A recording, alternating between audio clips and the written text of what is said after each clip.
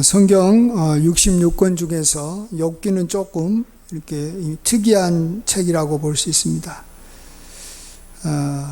장수로 봤을 때 욥기는 42장인데 여섯 번째로 많은 장수를 갖고 있는 성경입니다.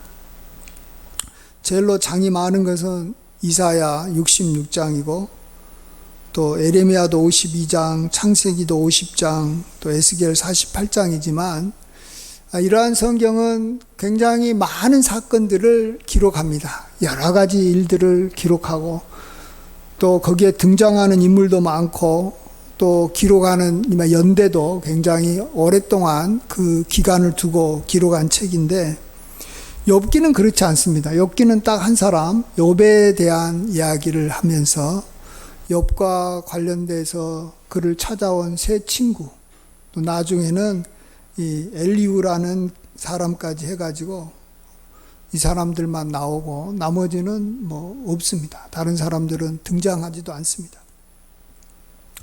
그리고 또 그들이 하는 이야기도 엘리바스는 3번 이야기하고 빌닷이나 소발은 2번 이야기하고 그 다음에 이제 욥이 그러한 발언 후에 각각에 대해서 자신의 생각을 이야기하고 그들의 이야기에 대해서 반박하고 그런 이야기들이 나옵니다. 굉장히 욥기는 단순합니다. 단순한데 왜 이렇게 길게 그것도 자세하게 막 한마디 토시도 빠뜨리지 않고 이렇게 이야기를 했을까? 참 우리가 여기에서 하나님께서 우리에게 가르쳐주고자 하는 굉장히 중요한 진리 딱 하나가 있기 때문에 그렇다라고 볼 수 있습니다. 그것은 하나님께서 이 모든 대화가 끝난 후에 이 엘리바스에게 나타나서 오늘 본문에서 하신 말씀인데 분명히 선언한 것을 통해서 이야기를 이제 우리가 알 수 있는데요. 하나님은 말씀하시기를 엘리바스와 내 2 친구에게 내가 노했다. 내가 진노했다라고 말합니다. 이는 너희가 나에 대해서 말한 것이 내 종 욥의 말같이 옳지 않기 때문이다. 이렇게 말씀하십니다. 그래서 그들의 죄가 얼마나 크냐 그러면 숫소 7과 또 순양 7을 가지고 와서 나의 종 욥을 통해서 너희를 위해서 번제를 드리게 해라라는 것입니다. 이전에 소 7마리 또 순양 7마리를 같이 하는 경우는 굉장히 큰 죄에 해당하는 경우, 족장의 죄나 그 민족의 죄를 속할 때 하는 굉장히 큰 분량의 번제입니다. 그때 이제 욥이 그걸 받아서 제사를 드려주면 하나님께서 그들의 우매함을 이렇게 갚지 않겠다. 우매함을 그냥 넘어가게 해주겠다라고 말합니다. 그러면서 다시 한번 이야기합니다. 너희가 욥의 3 친구가 나에 대해서 말한 것은 내 종 욥의 말같이 옳지 않다라는 것입니다. 자, 그럼 우리는 이런 이 욥기를 보면서 무엇을 살펴봐야 됩니까? 고난의 의미가 뭐냐? 왜 의인에게는 고난이 임했느냐? 이런 것을 욥을 통해서 우리가 알아라고 하나님께서 욥기를 쓴 게 아닙니다. 하나님에 대해서 욥의 3 친구는 잘못 알고 있었다라는 것입니다. 그들이 하나님 앞에 번제를 드리고 속죄받지 않으면 하나님 앞에 진노를 당할 수밖에 없을 만큼 하나님에 대해서 잘못 알고 있었고, 욥은 반면에 하나님을 기쁘시게 하고 참 하나님을 마음을 만족해 할 만큼 욥은 하나님에 대해서 잘 알고 있었다라는 것입니다. 자, 그러면 이제 우리가 생각해 보고 싶은 것은 욥의 3 친구는 하나님에 대해서 뭘 잘못했는지, 하나님을 잘못 안 게 무엇인지. 어찌 보면 욥의 3 친구의 말을 들어보면 욥의 3 친구의 말이 욥보다 더 맞는 말 같습니다. 한마디로 말하면 죄를 지으면 너가 벌을 받게 되니까 죄에 대해서 회개하고 하나님 앞에 용서를 받아라. 그러면 하나님께서 너에게 다 모든 걸 회복시켜주고 앞으로 잘 되게 해주겠다. 이런 내용이 욥의 3 친구의 공통적인 내용입니다. 근데 하나님께서는 그것이 하나님 자신에 대해서는 아주 잘못된 이야기가 되기 때문에 하나님께서는 그것에 대해서 진노하겠다라고 이야기하신 겁니다. 반면에 욥은 어떤 이야기를 했냐 그러면, 그래 나도 죄 지은 것은 맞는데 나의 죄에 대해서 하나님께서 나에게 이렇게 징벌을 내린 것이다. 그래서 하나님이 나에게 다시 오셔서 내 문제를 하나님께서 해결해 주실 것이니까 내가 하나님을 기다리겠다. 그런 내용이 욥의 이제 이야기의 그런 핵심적인 내용이라고 볼 수가 있습니다. 그러면 여기서 문제가 뭐냐 그러면, 욥의 세 친구의 이야기는 한마디로 욥이 자기가 징계를 받고 회복되는 것에서 주도권을 너가 쥐고 있다라는 거예요. 그러니까 너가 하나님 앞에 죄를 자백하면 하나님은 용서해 주고, 너가 계속 고집 피우고 너가 이렇게 지금 고난당하는 것은 다 너가 죄가 있기 때문에 그런 것이다. 그래서 너가 빨리 회개하라. 그러면 하나님께서 너의 죄를 용서해 주겠다. 이것인데, 이것은 말 자체가 틀린 말은 아니에요. 그러나 여러분, 하나님 입장에서 한번 생각해 보세요. 여기서 하나님께서 하시는 일은 뭐가 있어요? 아무것도 없어요. 세 친구의 말대로 따르면 욥에 의해서 그냥 하나님은 자동적으로 반응할 수밖에 없는 그러한 존재라는 것입니다. 예. 우리가 요즘에 세상적인 말로 말하면 이 어떤 여기 막 직분은 갖고 있어요. 여기 사장이 제일 높은 사람이라고 할 때 회사에서 사장이라는 사람이 직분도 있고 이름도 있는데 실권은 없는 거예요. 그런 걸 우리는 뭐라 그러냐 그러면 이 바지 사장이라 그래요. 예. 다른 사람이 주도권을 다 가지고 결정하고 뭐 하는데 그냥 자기는 그냥 이름만 빌려주고 그냥 팔짱 끼고 가만히 있는 실권력이 없는 사람이 바지 사장이에요. 욥의 세 친구는 하나님을 완전히 이렇게 바지 사장으로 만들어버린 거예요. 말은 틀린 말은 하나도 없어요. 그걸 하나님이 뭐 주도적으로 결정적으로 뭐 하실 것이 없다라는 것입니다. 우리는 그것이 굉장히 바르다고 생각할 때가 얼마나 많은지 모릅니다. 반면에 욥이 지금 하나님에 대해서 고백하고 있는 것은 뭐냐 그러면, 내가 죄를 안 지은 것도 아니고 나도 죄 지은 것이 있다. 그렇지만 나는 다른 사람에 비해서는 그렇게 뭐 험한 죄를 짓지 않았다. 근데 다른 사람들은 봐라, 죄 많이 짓고도 재앙을 안 당한 사람 많지 않냐. 나는 지금 뭐냐, 솔직히 따져보면 내가 뭐 죄 그렇게 많이 지은 것도 아닌데 하나님께서 나에게 이렇게 무지막지한 형벌을 내리셨다라는 거죠. 그래서 하나님이 지금 나한테 작정하고 벌을 내렸다라는 것입니다. 그것을 어떻게까지 표현하냐 그러면, 하나님은 자기를 이렇게 표적 삼아 가지고 화살을 쏘듯이 그냥 자기를 향해서 쏘고 있다라는 것입니다. 욥하고 상관없이, 욥의 삶과 상관없이 하나님이 알아서 하시겠다, 알아서 이렇게 역사하고 지금 심판하고 있다라는 겁니다. 욥기 16장 11에서 13절 말씀입니다. 하나님이 나를 악인에게 넘기시며 행악자의 손에 던지셨구나.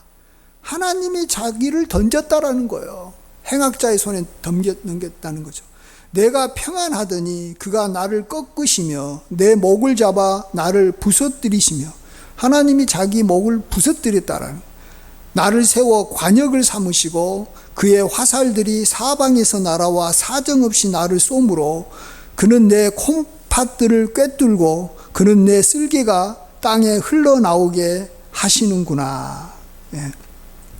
이것은 어떤 문학적인 어떤 표현이 아닙니다. 실질적으로 욥이 여러분도 잘 아듯이 어마어마한 고통을 당하고 있는데, 그것이 하나님께서 작정하고 자기에게 그렇게 화살을 쏘듯이, 화살은 그냥 쏘는 게 아니잖아요. 표적을 잘 맞춰가지고 정말로 정확하게 심장을 꿰뚫고 죽이기 위해서 정확하게 쏘는 거예요. 하나님께서 욥에게 그렇게 하고 계신다는 것입니다.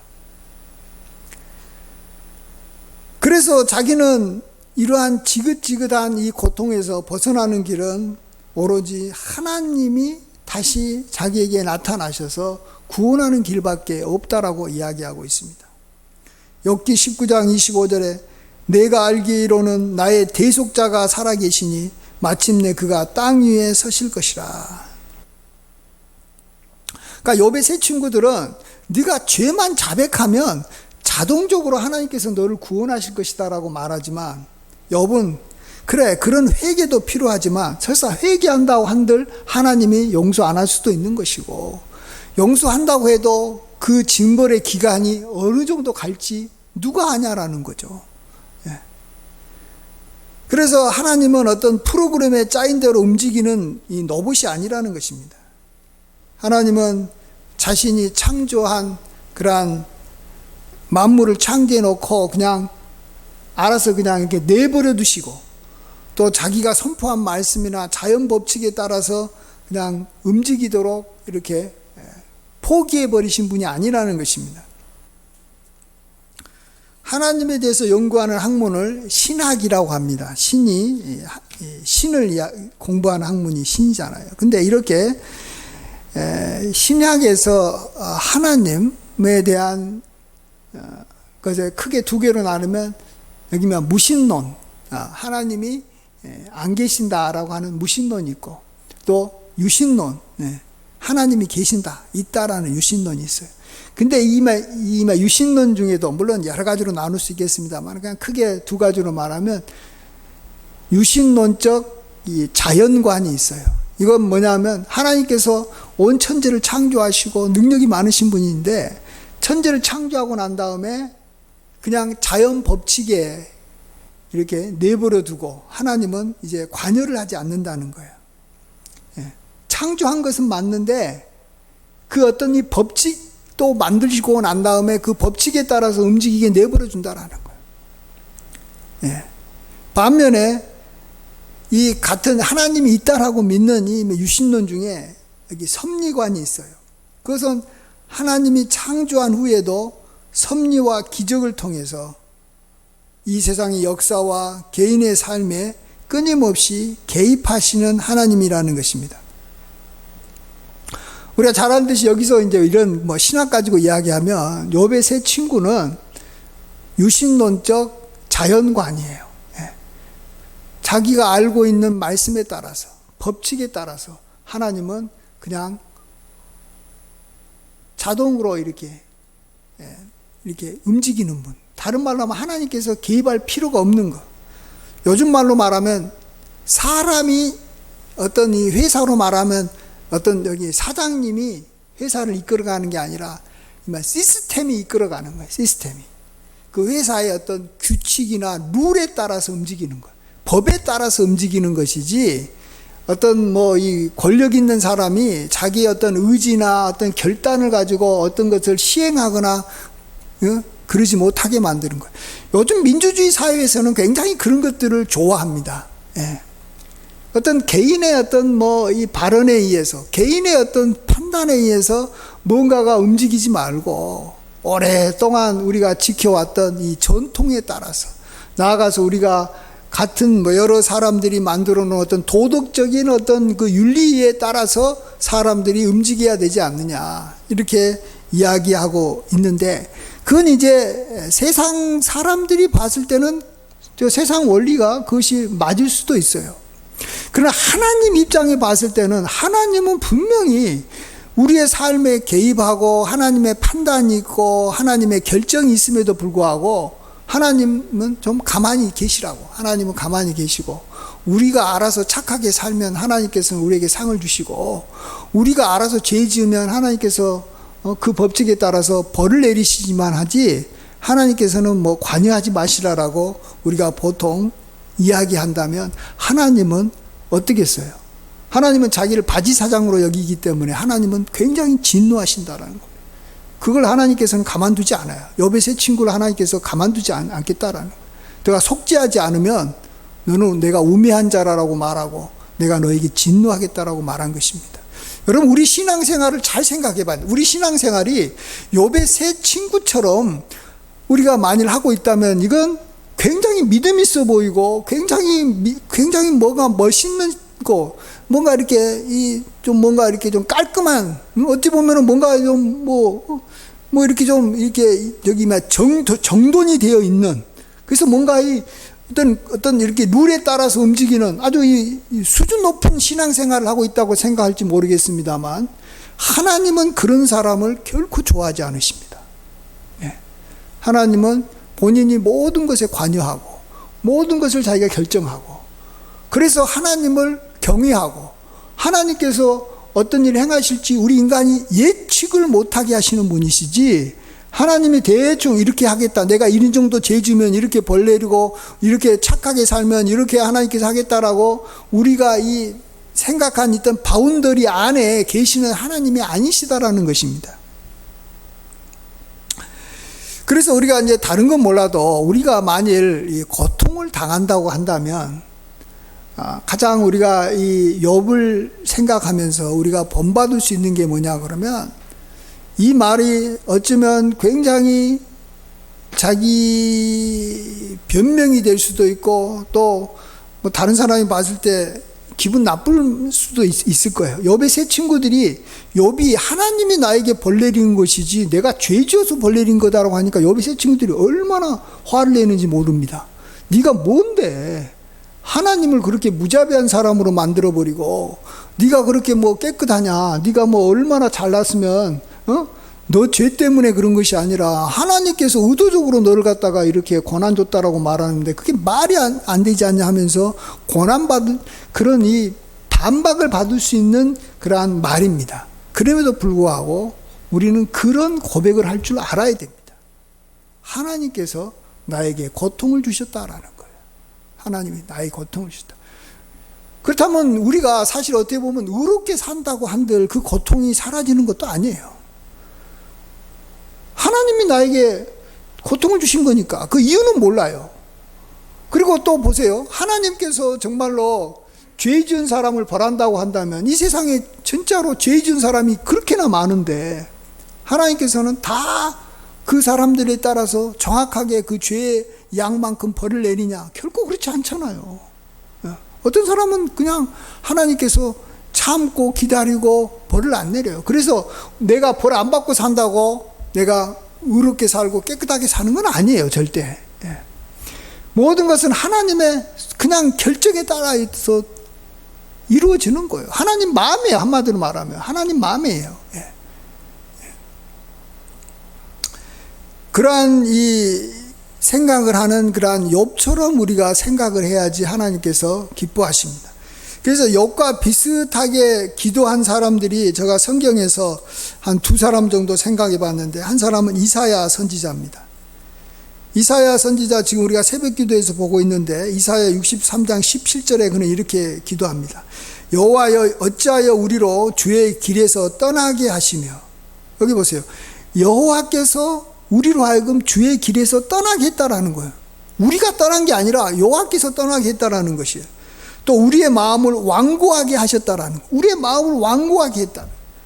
그래서 주를 경외하지 않게 하시나이까. 왜 주를 내가 좀 경외하고 싶은데 왜 경외하지 않게 만든 거예요? 하나님이 만든 거예요. 하나님이 그렇게 하셨다라고 이야기합니다. 맞잖아요. 어떤 사람을 하나님께서 작정을 하고 주의 길로 인도하면 그가 주의 길로 인도하는 길로 가는 거예요. 그리고 그의 마음을 내가 완악하게 하지 않고 부드럽게 하겠다고 하나님께서 작정하면 그 사람의 마음을 부드럽게도 하시는 거예요. 근데 하나님께서 다 하신다라는 거예요. 하나님께서. 그러면 여기까지 보면은 참 우리 인간은 뭐 막 마음이 완악해지고 뭐 잘못되고 그러면 내 책임이 아니고 하나님께서 그렇게 하신 거니까 나 괜찮다 이렇게 생각할지 모르겠습니다만, 이어지는 이사야의 기도 뒷부분에서는 이러한 또 자기에게 닥친 재앙들이 다 자신들의 잘못이고 죄라고 인정을 합니다. 64장 6절에 보면 무릇 우리는 다 부정한 자 같아서 우리의 의는 다 더러운 옷 같으며 우리는 다 잎사귀같이 시들므로 우리의 죄악이 바람같이 우리를 몰아가나이다. 다 우리의 의가 아주 더러워서 물에 빨면 이 구죽물이 나오는 옷과 같고, 또 죄악이 우리를 이끌어가서 이렇게 우리가 막 나뭇잎이 바람에 따라서 움직이듯이 우리가 그렇게 죄악이 우리를 이끌어간다라는 것입니다. 그럼에도 불구하고 또다시 이야기하는 것이 정말로 주님께서 우리를 떠나셨기 때문에, 주님께서 우리를 향해서 얼굴을 숨기셨기 때문에 우리가 우리의 죄악으로 말미암아 우리가 소멸된다. 하나님께서 우리를 버리셨기 때문에 우리가 지금 이렇게 바벨론에 와서 포로 생활하고 고통 중에 있는 것이지, 우리가 비록 죄를 지었어도 하나님께서 용서하시고 그냥 덮어주시고 우리를 갖다가 잘 교육시켜가지고 이끌어 주셨으면 우리가 이런 일 안 당했을 거라는 것입니다. 사실은 맞죠. 어떻게 보면 하나님 앞에서 가장 큰 죄를 지었을 때는 사실은 므낫세 왕 때 이스라엘 사람들이 가장 큰 죄를 지었는데, 그때는 하나님께서 바벨론을 통해서 멸망시키지 않고, 그 다음에는 뭐 좋은 왕도 나타나가지고 막 요시야 왕도 나타나고 부흥도 하고 뭐 나름대로 좀 잘 살아보려고 좀 하니까 하나님께서 그때는 그냥 이 바벨론 군대를 통해서 완전히 멸해버리시는 겁니다. 그러니까 우리가 정확하게 우리가 생각한 것대로 움직이는 게 아니에요. 하나님은 절대로 우리에게 화와 벌을 내리시고, 또 우리가 죄를 지으면 벌을 주시고 우리가 잘하면은 상을 주시는 분이라는 것은 맞지만 우리의 생각대로 움직이시는 분이 아니라는 것입니다. 이런 것도 역시 같은 엄청난 고난을 받았던 에레미야 선지자도 똑같이 이야기합니다. 자신을 뭐라고 말하냐면 나는 여호와의 노하심으로 말미암아 고난당하는 자다, 이렇게 말합니다. 하나님이 자기를 직접 쳐가지고 나 너무 고통스럽고 힘들다라고 말합니다. 그렇지만은 여호와의 자비와 긍휼이 무궁하심으로 우리가 진멸되지 아니하니까 하나님께서 좀 나에게 좀 다시 찾아오십시오. 나를 붙잡아 주십시오. 나를 이렇게 지켜주 달라고 하나님 앞에 눈물로 기도하는 것을 보게 됩니다. 그렇습니다. 우리가 이제 결론적으로 다시 정리를 하자면 이렇습니다. 이 세상에 신을 믿는 여러 가지 종교들이 참 많습니다. 그리고 그러한 종교들은 다 나름대로 옳고 그른 것을 이야기하고 그것을 이렇게 경전에 기록해가지고 옳은 것을 행하면 상을 받고 잘못된 것을 행하면 벌을 받는다, 그런 내용을 가지고 이야기하고 있습니다. 그렇다 보면 우리도 하나님께서 우리에게 성경을 주시고 성경에서 말하는 것을 따라서 살면 우리가 복을 받고 성경에서 말한 것을 따라 살지 않으면 벌을 받는다, 우리가 이렇게 생각한다면 사실은 다른 종교에서 말하는 거하고 차이가 없습니다. 사실은 불교에서도 뭐 저기 나쁜 짓을 한 걸 보고 뭐 잘했다고 하는 내용은 거의 없습니다. 뭐 물론 이 정말로 잘못된 것들도 뭐 그들이 잘못 해석해가지고 오해해가지고 뭐 잘한 것이다라고 한 것도 몇 가지 있겠습니다만 대부분은 그렇지 않습니다. 다 좋은 말입니다. 좋은 말, 괜찮은 말입니다. 올바른 말입니다. 근데 중요한 것은 뭐냐 그러면 그들이 믿는 신은 우상이다라는 거예요. 그 말은 뭡니까? 말도 못하고 듣지도 못하고 행하지도 못하는 신을 믿는다는 것이고, 하나님은 말도 하고 행동도 하고 듣기도 하고 모든 것을 우리 인간처럼 또 큰 권세를 갖고 있는 사람처럼 하나님께서는 하신다라는 것입니다. 여기서 차이가 있는 겁니다. 여기서. 그러니까 그냥 단지 좋은 말을 우리가 따라서 살아가는 그러한 이 다른 이방 그 신을 따르는 그러한 타종교인들처럼 우리가 사서는 절대 안 되는데, 그 차이가 뭐냐 그러면 바른 대로 사는 것이 아니고 모든 것을 보고 모든 것을 알고 그때그때마다 판단하셔서 결정하시는 하나님을 믿고 있다라는 것입니다. 우리는 그것에 차이가 있는 거예요. 그래서 착하게 사는 것이 중요한 게 아니에요, 여러분. 불교 사람들이 우리보다 더 착하게 살아요. 우리는 하나님을 믿는 사람이에요. 하나님이 살아계시고 하나님께서 지켜보고 계시고 하나님이 모든 것을 그때그때마다 알아서 판단하셔서 행하신다라는 것, 이 차이가 있는 거예요.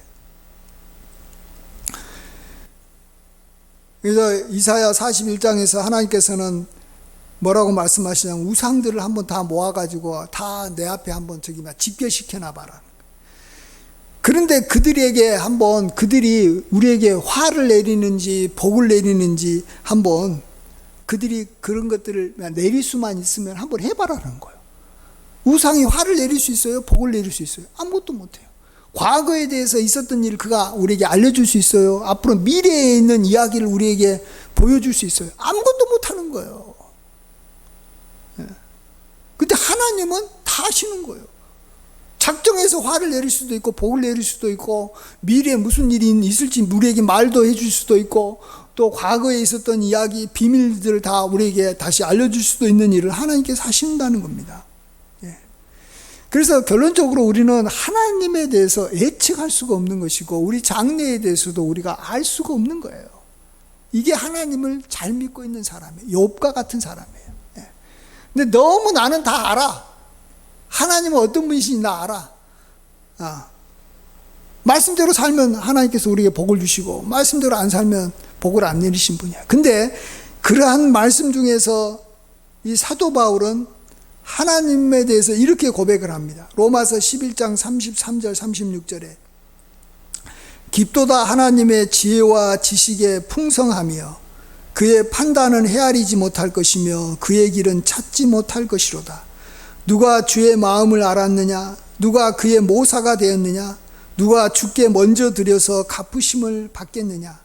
이는 만물이 주에게서 나오고 주로 말미암고 주에게로 돌아감이니라. 그에게 영광이 세세에 있을지어다. 아멘. 누가 하나님의 뜻을 아냐라는 거예요. 누가 하나님이 지혜와 하나님의 그러한 지식의 풍성함을 알아서 하나님과 같이 대화하고 뭐 하나님의 뜻이 이거다라고 이야기를 해가지고 확신 있게 할 수 있는 사람이 누가 있냐라는 거예요. 사도 바울도 하나님으로부터 계시도 받고 성경까지도 기록할 정도로 많이 아는 사람인데도 그가 이렇게 말했는데 우리가 성경도 제대로 알지도 못하고 뜻도 알지 못한 우리가 어떻게 하겠습니까? 그렇기 때문에 우리는 머릿속으로 신앙생활하면 안 되는 거예요. 머릿속으로 신앙생활하면 안 돼요. 하나님과 동행하고 하나님께 기도하고 하나님께 자비를 구하고 늘 하나님에게 묻고 정말로 하나님을 붙잡으면서 신앙생활을 해야 되는 거예요. 예. 정말로 하나님이 우리가 알고 있는 그러한 어떤 이 법칙대로 움직이시는 분이 절대 아니에요. 그렇기 때문에 우리는 항상 하나님을 경외할 수밖에 없는 거예요. 항상 하나님을 향해서 눈을 둘 수밖에. 하나님이 오늘은 어디로 나를 이끌어 갈지, 오늘 하나님께서 나에게 무슨 일을 일어나게 할지, 하나님이 나에게 큰 좋은 일을 행하실 수도 있고 나에게 어떤 큰 불행한 일이 일어나게 할 수도 있는데 하나님 나에게 좀 자비를 베풀어 주시고 하나님께서 긍휼을 베풀어 달라고 우리는 늘 하나님을 사모하고 하나님을 바라보고 있어야 되는 것입니다. 그렇지 않고 자기 생각대로 자기가 알고 있는 몇 가지 어떤 성경의 어떤 구절을 가지고 몇 가지 알고 있는 뭐 이런 어떤 생각을 가지고 자기 나름대로의 길을 각자 가려고 한다면 우리는 다 양 같아서 그릇 행하여 각기 제 길로 가는 존재라고 말해주고 있습니다. 우리는 어쩌면 양처럼 아무 생각도 없고 아무런 판단도 못하고 오로지 목자만 바라보고 목자가 움직이는 대로 가는 것이 진정으로 신앙생활 잘하는 사람이지, 뭐 어떤 뭐 나름대로 이렇게 머리를 잘 돌리는 어떤 자기 혼자서 살아가는 어떤 이마 짐승처럼, 어떤 이 원숭이는 뭐 자기를 이끌어가는 목자 없잖아. 원숭이가 얼마나 똑똑합니까? 얼마나 이 나름대로 판단 잘합니까? 자기가 알아서 움직이는 그런 어떤 여기 뭐 본성에 따라서 또 하나님께서 주신 어떤 지혜에 따라서 움직이는 그러한 신앙생활은 하나님께서 기뻐하지 않는다는 걸 아셔야 됩니다. 우리가 갖고 있는 믿음은 단순합니다. 하나님은 살아계시고 역사하신다라는 거예요. 특별히 자기를 찾는 자들에게 상 주신다라는 겁니다. 그래서 우리는 하나님을 열심히 찾는 일을 해야 되는 거예요. 욥이 얼마나 하나님을 찾습니까? 욥이 하나님만 바라보고 있는 거예요. 하나님 외에는 길이 없다라는 거예요. 내가 착하게 산다고 해가지고 벗어나는 게 아니에요. 내가 뭐 죄 지어서 이렇게 된 게 아니에요. 하나님께서 행하셨기 때문에 하나님께서 이것을 없애야 되는 것이지, 하나님께서 다시 나타나서 자기를 풀어줘야지 되는 것이지, 아니 뭐 다른 방법이 뭐가 있냐고요. 욥이 맞잖아요. 그런 욥을 하나님은 굉장히 기뻐하시고 말로 욥기를 통해서 우리에게 가르쳐 주시고자 하는 겁니다. 여러분이 꼭 하나님은 살아계신 분이다. 하나님은 자기를 찾는 자를 기뻐하신다. 그래서 정말 하나님 앞에 좀 더 우리가 이전보다도 더 열심히 기도해야 됩니다. 착하게 살려고 하지만 마시고 하나님께 기도하면서 살아야 됩니다. 하나님 앞에 물으면서 살아야 되고 하나님 앞에 대화하면서 살아야 되고 정말로 하나님과 동행하는 삶을 살아야 됩니다. 그걸 한마디로 말하면 하나님을 사모하고 하나님을 경외하는 자라는 것입니다. 욥이 그랬습니다. 욥의 세 친구들은 하나님에 대한 이야기를 그렇게 많이 하고 뭐 하나님이 역사하시고 어쩌고 저쩌고 막 말은 얼마나 많이 잘 떠들었는지 몰라도 다 하나님 앞에 진노를 받을 수밖에 없는 자로 살았다라는 겁니다. 우리의 신앙을 우리가 잘 돌이켜봐서 욥의 세 친구처럼 살면 정말 하나님께서 진노하십니다. 우리가 그것에 대해서 반드시 회개하고 뭐 이 문제는 우리가 짚고 넘어가야 될 문제라고 생각합니다. 그래서 하나님께서 욥기를 우리에게 주셨어요. 욥은 굉장히 단순합니다. 욥이 복잡하지 않아요. 욥기는 단순해요. 이 단순한 것을 계속 반복해서 우리에게 알려주심으로 우리가 하나님에 대해서 바로 알기를 하나님은 원하십니다. 저와 여러분이 그러한 하나님을 욥처럼 바르게 잘 알고 이사야나 에레미야처럼 정말로 잘 알아서 하나님을 기쁘시게 하고 정말로 하나님의 인도함을 잘 받아서 하나님과 늘 동행하시는, 하나님을 기쁘시게 하는 저와 여러분 되시길 간절히 축원드립니다. 아멘. 기도하겠습니다. 아버지 하나님, 우리가 욥의 세 친구처럼 살면서 다른 사람 정죄하고 우리가 욥의 세 친구처럼 살면서 자기의 믿음이 대단한 줄 알고 살았다가 도리어 하나님 앞에 진노를 당하는 그러한 모습이 될까 심히 두렵습니다. 아버지 하나님, 도와주시옵소서. 하나님은 욥을 기뻐했습니다. 그가 비록 고난 중에 있고 어려운 중에 있었지만 하나님은 욥이 하나님을 잘 알고 또 하나님이 범사에 욥의 삶에 관여하고 있다는 것을 욥이 인정하며 살았기에 하나님께서 욥을 기뻐하사오니 아버지 하나님, 우리도 욥의 생각과 욥의 말을 따라 할 수 있고 또 욥처럼 하나님과 동행하며 하나님을 잘 아는 자가 될 수 있도록 주여 우리에게 은혜와 은총을 베풀어 주시옵소서. 주님께 모든 영광과 감사를 돌려올 때 존귀하신 예수님의 귀하신 이름으로 기도하옵나이다. 아멘.